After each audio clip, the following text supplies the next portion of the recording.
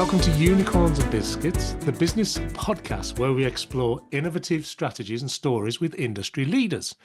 I'm your host, Simon Hodgkins. And I'm your co-host, Sophie Blackmore.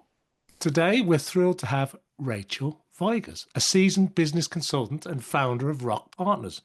With an extensive background in corporate brand strategy, Rachel specializes in helping businesses, SMEs, solidify the foundations to help them navigate change and achieve that all-important sustainable growth.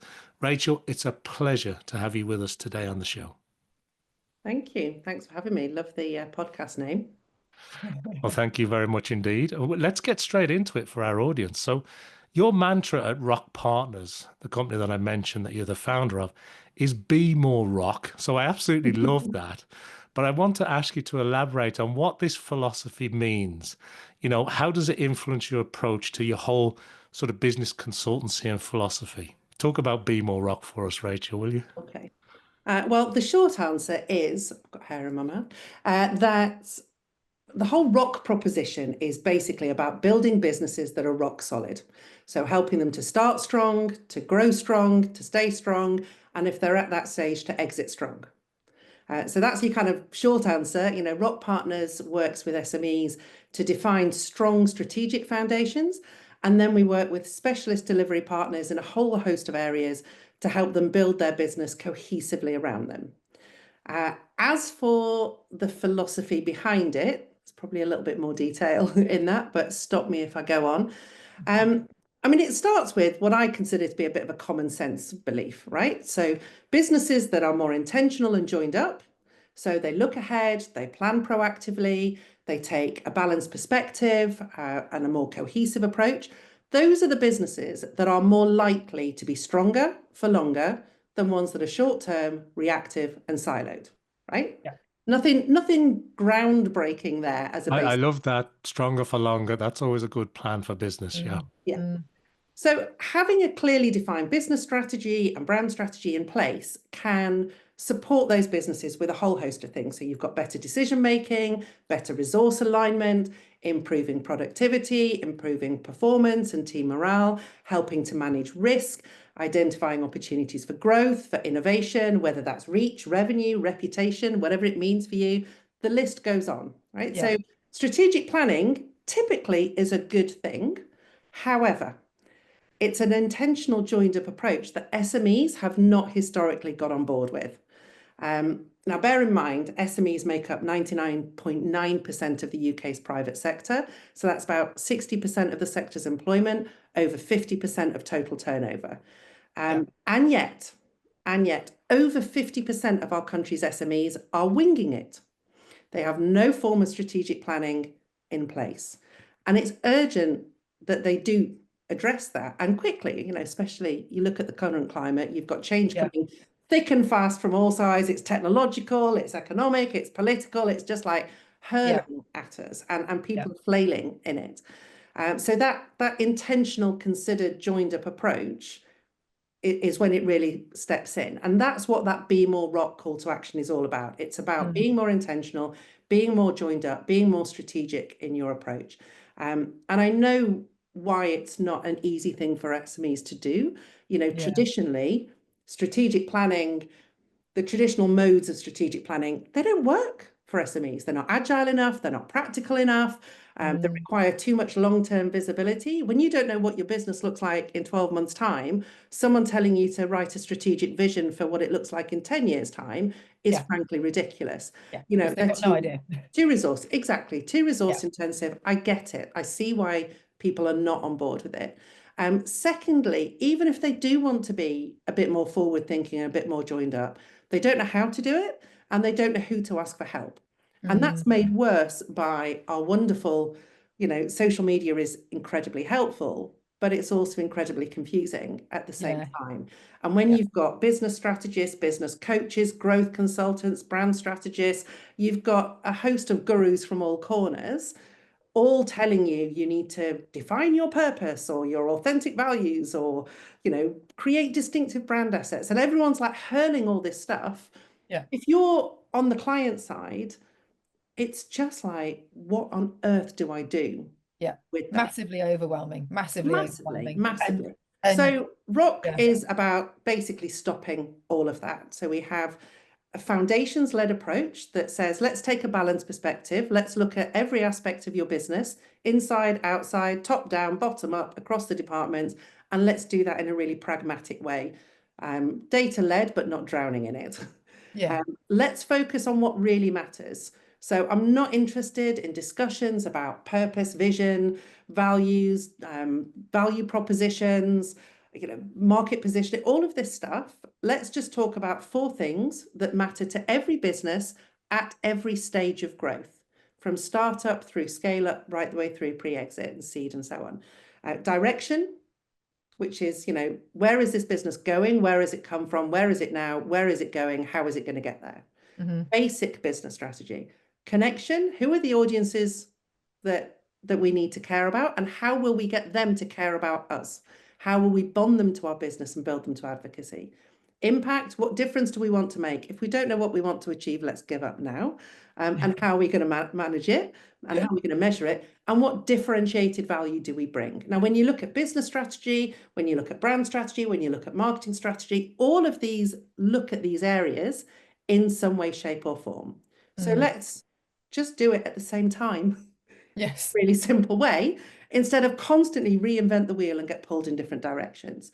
So that's the big thing. And then the last thing we do that's different, and then I'll stop answering this question because I have gone on, is when it comes to implementation, we don't just drop the strategy and run. We implement according to client needs. So we're not a creative agency. I don't have a ton of graphic designers that I think, oh, I'll tell them they need to rebrand because I've got to pay their salaries. We work with whichever partners that business needs. So if they need help with pricing, with go-to-market, if they need help with putting their business model canvas together because they don't want to do a 14-page business plan, we can help them with all of that. If they need to rebrand, if they need a new website, we can help them with that. If they need to look at their team and how they embed their culture and how they nurture and grow that, we can work with that. It's all about finding the right delivery partners that will fit with the client, not the consultant, and with that foundations. And those are the 3 ways that we're really different in our approach. It's about aligning brand, business behavior, all joined up. Nice. I like that. Well, we will forgive you for the long answer because that was very comprehensive. Yeah, I really like thank you for explaining the philosophy and the mantra and be more rock. I think it's a great thing for us to focus on. And the 4 things in particular that you mentioned, I think when you take away it all, they're the ones that are really going to change your business. And you also touched on strategy there and how, strategy comes in different shapes and sizes. And thank you very much indeed for that. So obviously this has come from presumably your experience. And what I'd like to find out more about is you've obviously come across things that are fairly common in terms of what foundational challenges might be. And what are the ones that you see most often that businesses are facing when they're aiming for growth? And, obviously you help them in overcoming them. So what are the common ones that you bump up against all the time? Sure. So I've been doing what I do in some shape or form for over 25 years. I've worked with companies of all shapes, sizes, and sectors across 3 different continents now. And part of that kind of coming back to why I set up with Rock was seeing the commonalities, seeing kind of what goes wrong, particularly in SMEs. The first one, obviously, lack of strategic planning. I think we covered that in the first question. That's a common foundational one. The second one is lack of balanced perspective. So what can happen is SMEs can either be very top down, it's what the founder thinks, what the founder says, and they kind of decant what's in their head, and that's what runs. And that's not necessarily got the breadth of data that you need to make good decisions. They don't always consult across the business. They don't consult with customers. They don't consult with clients. They don't look at what's going on in the market or in the competitors. It can be a very inside out, I know this, I know what we need to do, so off we go. And actually, you don't know what you don't know. And sometimes you need to be challenged. You need to have an external perspective. You need to go, yeah, I get that, but there isn't that perspective in there sometimes with SMEs. And sometimes it's just because there isn't a large leadership team. So there isn't that diversity of opinion and background. And that's where external consultants come in. But if you don't have that, then those strategic decisions, they're not necessarily based on the best information. You can miss opportunities to do things better. You can end up with a strategy that isn't practical to implement, and you don't get the buy-in, internal buy-in to implement it either. So balanced perspective is really important. And then I guess the last one is a lack of commitment to execution. You know, it's sometimes we get all excited with defining what we want to do, and then the actual doing it is where it falls apart. There's a Japanese proverb that says, vision without action is daydream, but action without vision is nightmare. And you need both. And that's why we do strategy and support to make sure that it makes it into the real world. I love that. I love that. And it's so true. And, you know, one of the things that I find when I'm working with people is having to have that pragmatic approach, because it's all very well to have this is what we should, in inverted commas, do. Well, you know, should, would, could, you know, I have this many bums on seats. I have this budget. Like, you know, if you haven't got that practicality of like, how am I actually going to do any of this? Or vice versa, I'm doing all the things but no direction. Yeah, so it's very common. I think the thing that you said that was about quite often founder-led businesses, and this is obviously partly, you know, where we're talking about for this podcast, but for somebody who is wearing all the hats, they've got a wonderful across the business perspective because they know a little bit about everything, but therefore they cannot lift out to view it in a different way, right? You know, and that's where you got to bring people in. Interesting. Okay, so this kind of links, I think, is that, you know, one of the things that you mentioned on the things your copy on your website is talking about a silo-free approach. So I think from my experience, when I've observed businesses growing, they tend to be able to grow the departments because they need more capacity in those departments, but then ultimately they end up creating those silos, right? So can you explain a little bit more about what you're trying to do there and how it impacts, you know, how you work with the cultural aspects to try and bring those together when naturally they probably are working either intentionally or otherwise in a silo? Yeah. Well, the easiest way to do this is to use a metaphor. Like, imagine your business is a choir, and everyone in that choir has different voices. You've got your tenors and your contraltos and your sopranos. You like singing, so you will get this.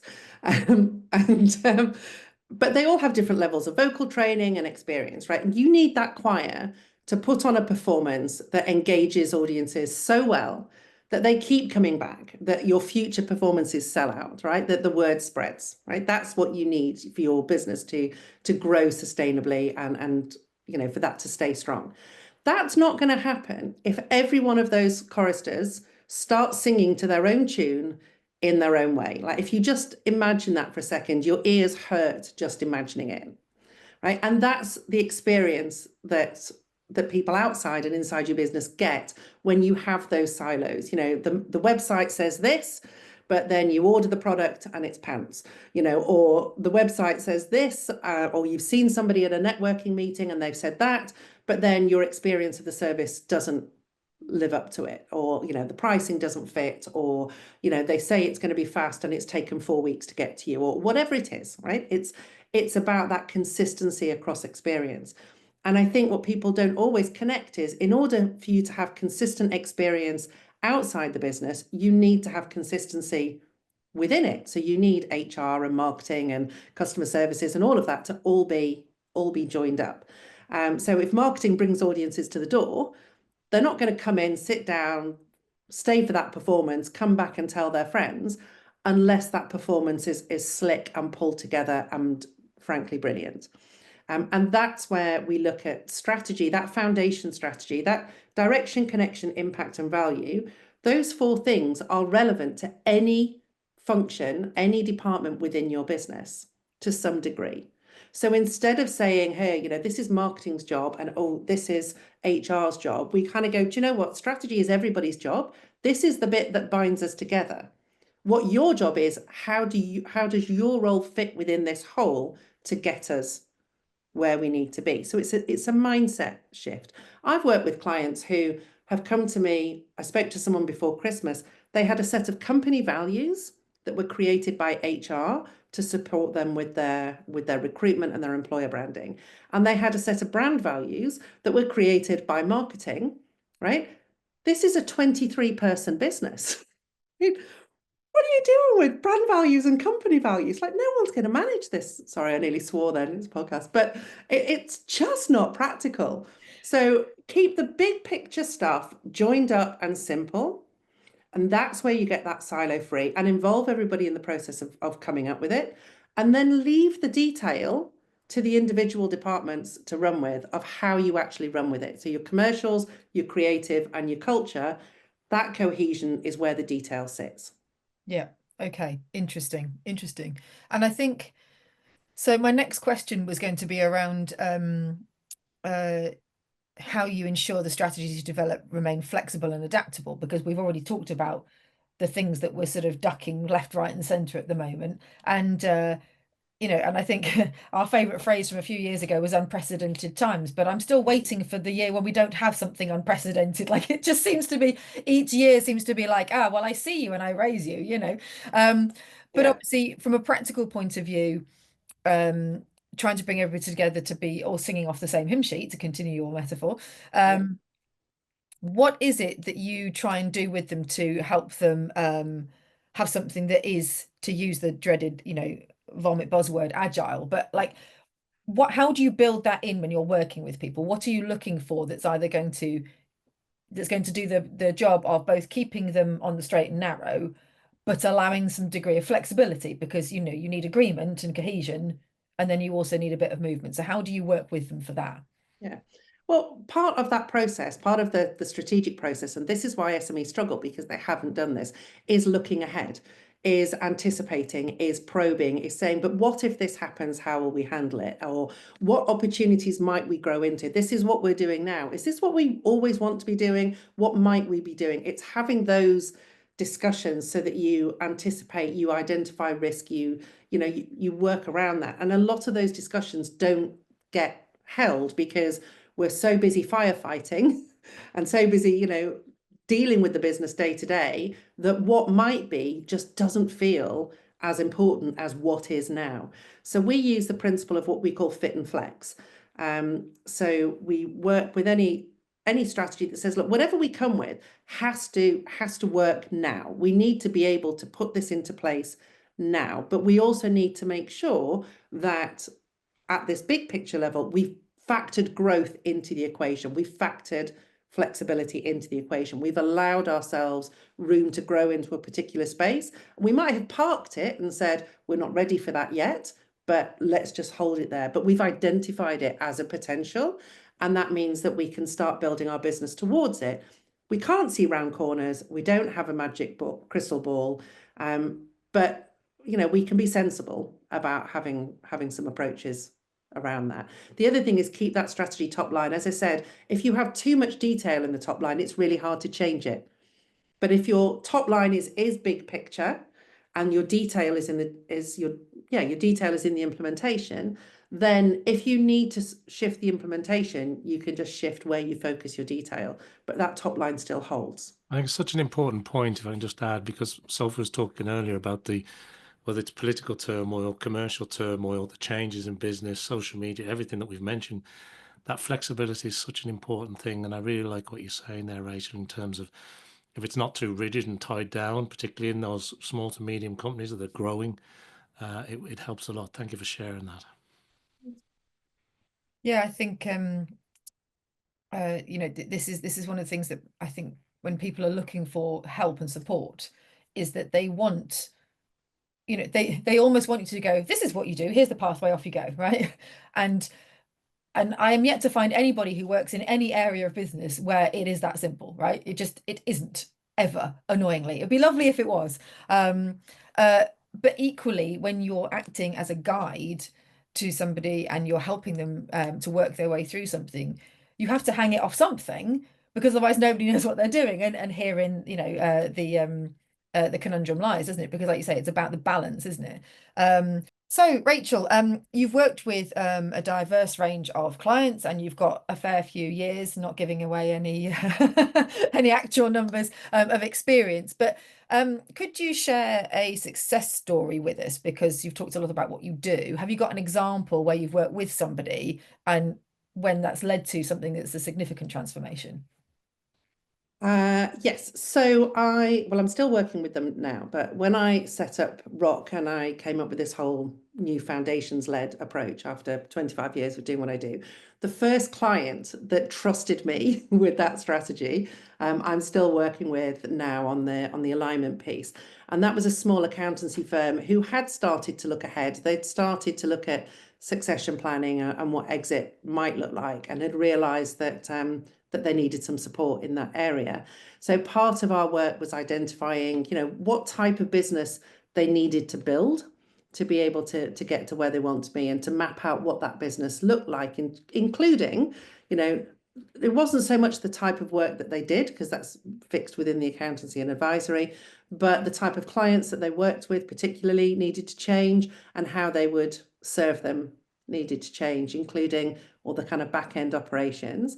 So we ended up creating a whole new proposition for them, which, if you look at our creative and commercial and cultural work streams, kind of creatively, it led to a full rebrand. So they had a new name, logo, identity, website, client comms came from that.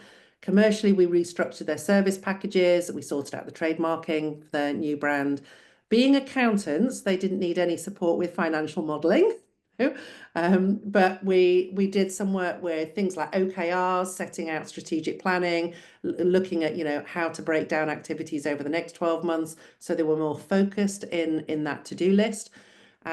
Culturally, they were a small team, so there wasn't a lot in that space, but we provided them with some internal support for engaging the team with all the changes, and helping empower them to deliver on the proposition and style, so they could get under the skin of the brand, and they could see how they could deliver it, how they needed to change, how they talk to clients. And we're continuing to mentor one of their specific members of staff now, in terms of marketing and business development for their business kind of going forward, specifically with the brand. As I said, it's still ongoing, but the client has already cited the experience as what they call a game changer for them. They said it totally changed the way they saw the business. It changed the way they structured their thinking and their to-do list. It gave them just a totally different way on how they looked at their internal efforts, how they redesigned their systems, their use of technology. They won new clients off the back of the change proposition, and that was even before the rebrand. That was literally just starting to go out and talk to people about their new way of doing business. And they've cited that every piece of feedback they've had has been 100% positive. They've not had one niggle, one client complaint. They've not had one person raise anything that has been in contravention of that strategy. So it's and for a small team, that's been really important. It's just been really effective for them. That's quite a win, isn't it, to have 100% positive, and I guess takes it back to the whole point of, if you get the foundations right, if you've put in that thinking time, then you can be confident in rolling that out, because actually you really know where you're going with it, and then you've got that buy-in, haven't you? So grit sessions, right? Because you've mentioned grit sessions, and one of the things that we want to try and do as well as part of these podcasts is to sort of give people a little bit of a takeaway in terms of what could you do if you feel inspired today, just to go and do like one thing that would help. So can you tell me, Rachel, a little bit more about what the grit sessions are, and whether there's anything from that people could take away and work on themselves if it was like a sort of a 10-minute task? Yeah. So the clients that we work with are, they have grit in spades. They're passionate, they're determined, they're resilient on the whole. But, you don't know what you don't know, right? So sometimes you just need a sense check. You need to go, I'm thinking about doing this. Does it make sense? Or I think this might be a problem, but I'm not sure, or something's going wrong, but I don't know how. Sometimes it's just the empathetic ear of, I'm running a business and I feel like I'm on my own and I just want to not feel like I'm on my own. And it takes a village. And so that's really what grit sessions are there for. It's not about saying people don't have grit. It's about saying sometimes grit isn't enough and you need a bit more support that goes with it. So they are 1-hour consults that are pre-prepared on both sides. So that's the difference. It's not a chemistry call of, do we want to work with us? Although if you're interested in working with us, it's a good way of testing the waters. It's often about helping people to hit the ground running. So you book it online, you get sent a form, you fill in the form. There's value in you filling in the form. It helps you identify some of the gaps. It helps you identify what you have thought about, what you haven't thought about, and some of those initial areas where you start thinking, oh, actually, maybe this is somewhere we want to look at. It then comes back to me. I then do some work before I've even met you based on that. So then as soon as we have the call, we don't spend the first 20 minutes on niceties and business background. We just dive right into whatever the challenge is and spend an hour trying to fix it as best we can based on the information we have in a limited time. So if you're a startup, they're only 150 quid. So if you're a startup who can't afford to run a full foundations program with me, it's still a really good way of getting a nudge in the right direction or finding out what you need to do next.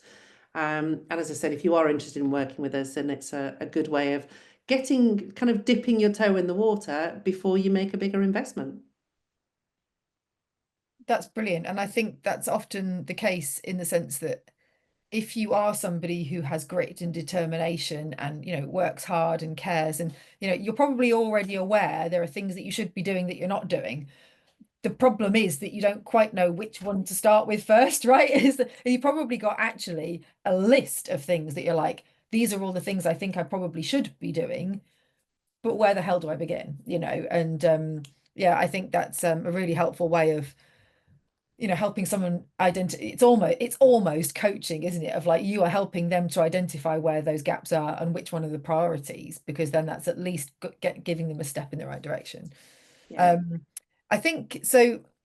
That sort of links to my next question, is about sort of the evolution, if you like, of the things that we feel that we need to do or should do. Because we've mentioned the political climate, we've talked about technology. I don't think we've actually used the word AI yet, but it was implicit. But obviously, there's a lot going on there that people are feeling that they need to address in some way. So does this affect, do you think, the role that brand strategy plays for people trying to establish a strong market presence? Or is it more of a actually hold the line and do the foundational stuff? Like how much change do you see in terms of what you're currently doing over the next few years based on what's going on around us? Okay, there's lots of questions there. The easiest one to answer is, does it change how I'm doing things? Yes, right? It does, absolutely. We already use AI within Rock Partners, and we will be building that out more. Does it change the need for strategic planning, both business strategy and brand strategy? Absolutely not. You still need to have that song sheet that helps you. You talked about the list of things that you need to do. You still need to have the song sheet that gives you that framework for decision making, where suddenly, once you've got that, you can look at your list and go, well, will it help me get there? No, I'm not doing it. Will this help me get there? Yes. Will that one help me get there more quickly or in a more aligned way? You've got a way of somehow evaluating that crazy to-do list. So that's the need for strategy won't be affected by AI. Where I do think it is helping is in a way that is brilliant for us because it's how we work anyway. I'm very much about business owners owning their strategy and having this simple approach that they can create themselves, with support, but it's something rather than being told what to do by the business strategist, the growth consultant, everybody coming in and saying, this is what you need to do. They can develop that themselves. And AI is helping with that, particularly in terms of overwhelm, things like research process. You're looking at market sizing, you're looking at client personas, you're looking at competitor research, all of the data that goes into supporting decision making. And that's what strategy is, right? It's just decision making. But all of the research that goes into it, AI is all over that. As long as you are common sense and you check your sources and you take some of it with a pinch of salt, you appreciate that it's often the first stab. Treat it like a junior researcher in your business, that the first thing they come back with is like, yeah, that's great, but now can you dig into this a bit more?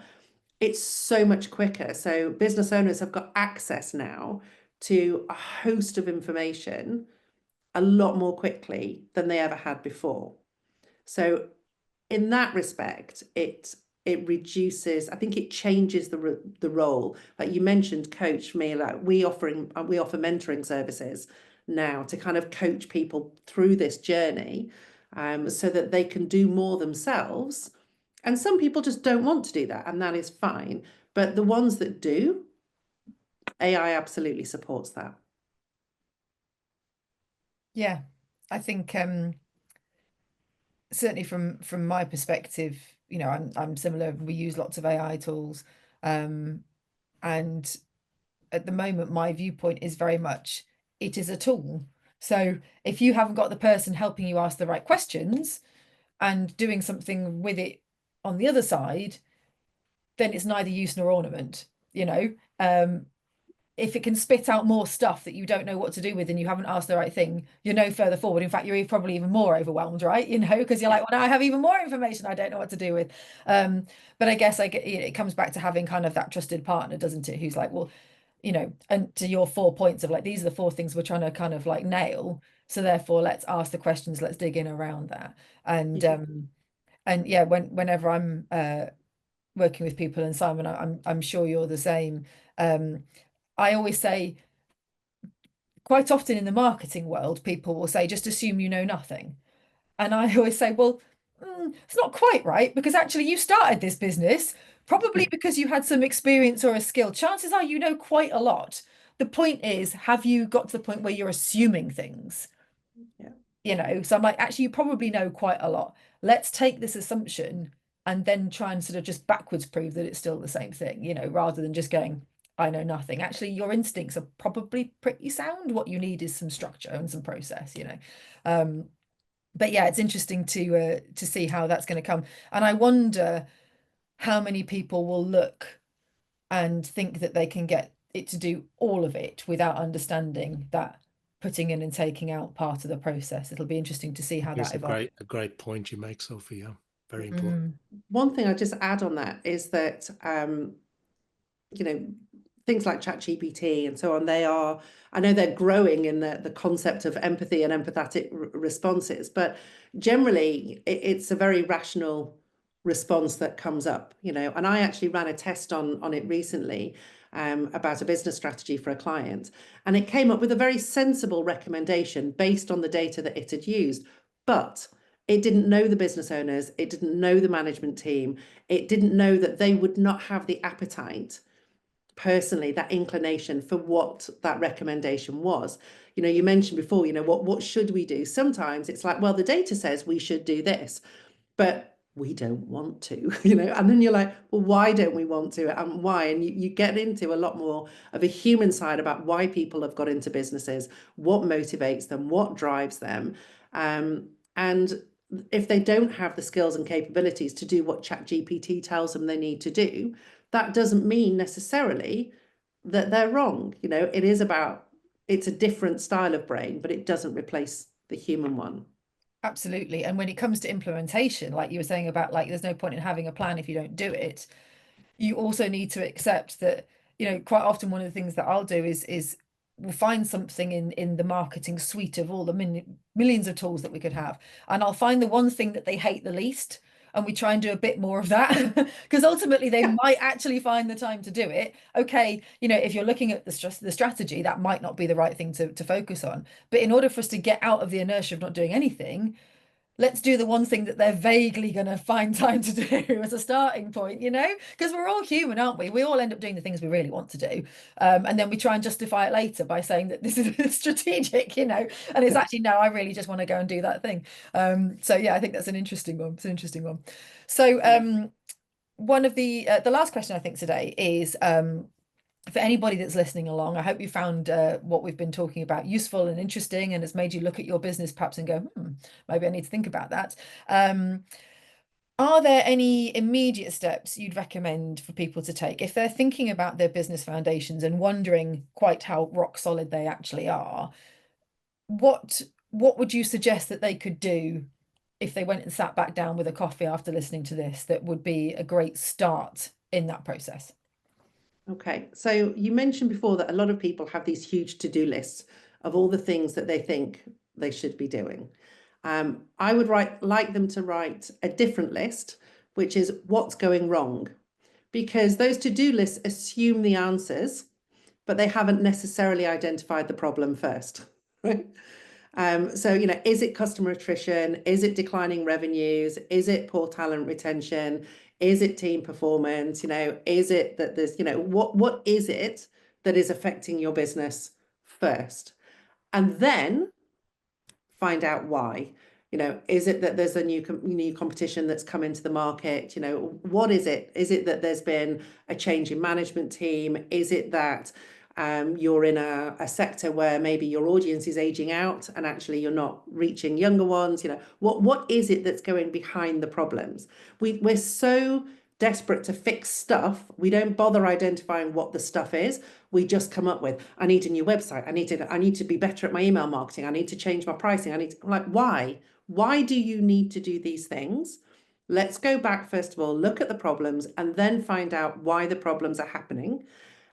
It's not always obvious, and that's sometimes where the consultant comes out. And then you can start looking at what needs to be done. So it's a different way of looking at your business. And of course, you can always book a grit session. Love that. Fantastic, right, Sophie? Yeah, absolutely brilliant. Yeah, and I think a what's going wrong list as well, talking about the emotional side of things. The one that they put down that makes them really angry or whatever is more than likely to be the one they maybe need to look at first. I really like the don't just, because everybody's got a to-do list with stuff that they've got to get to, but I really like that concept of start with a what's going wrong list. I'm starting mine immediately after this episode. Thank you, Rachel. Although I do wonder, do you find it hard to apply what you advise others to your own business is one of my questions. Not in theory, but yes, in practice, just because there are only so many hours in the day. So taking time out for my own strategic planning when I'm drowning in to-do lists and saying, is this going to get me A, B, and C? I do find that hard. And that's where, I've recently joined an accountability group to kind of help with that. Also, I have one of those brains that's constantly racing forward. So when you mentioned AI before, I'm already on the planning for Rock version 2 and what that looks like as a delivery model. So I'm kind of trying to build the existing business while I'm also laying the plans for what it needs to be next. Yeah. Rachel needs a Rachel, it would seem. Yeah, I don't think Synthesia does cloning yet. No. It'll come. Well, look, Rachel, I want to thank you at this point for sharing your insights, your experiences, and some great advice with us here today and with our global audience. I particularly like your strong emphasis on the adaptable, flexible foundations that we touched on. And I'm sure it's going to be very helpful for our listeners who want to learn more about how to maybe do it in the right order, get things right, get their strategy right, etc. If people want to find out more about your courses, your work, your business, how you can help, where's the best place they can find you, Rachel? Well, I'm on LinkedIn, so Rachel Vigers. Just think it's like tigers, but with a V. And it's Rachel just with an E, no A, nice and simple. So Rachel Vigers, I'm on LinkedIn, and there's also rock.partners is the website. Fantastic, thank you. So this is the end of this episode of Unicorns and Biscuits. Thank you so much, Rachel. It's flown by. Thank you, Simon. And to anybody who's listening, if this is your particular brand of cup of tea to have with said biscuits, please do like, follow, subscribe to the show. We're available on Apple Podcasts, Spotify, and YouTube, and we'll hear from you next time.